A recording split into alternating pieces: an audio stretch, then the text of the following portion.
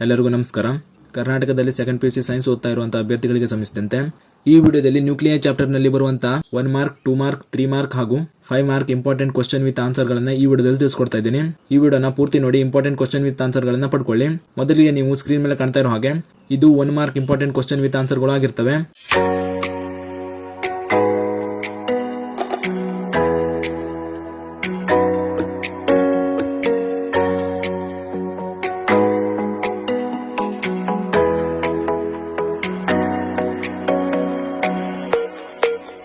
ನಂತರ 2 marks important question ಗಳನ್ನು ನೋಡೋದಾದ್ರೆ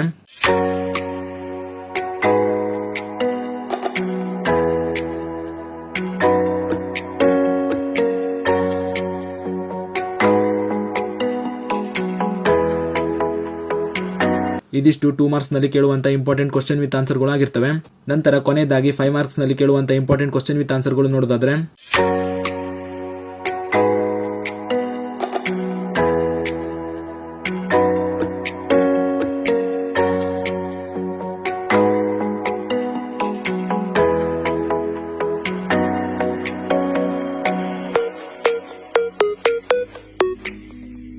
ಇದಿಷ್ಟು 5 ಮಾರ್ಕ್ಸ್ ನಲ್ಲಿ ಕೇಳುವಂತ ಇಂಪಾರ್ಟೆಂಟ್ ಕ್ವಶನ್ ವಿತ್ ಆನ್ಸರ್ ಗಳು ಆಗಿರ್ತವೆ.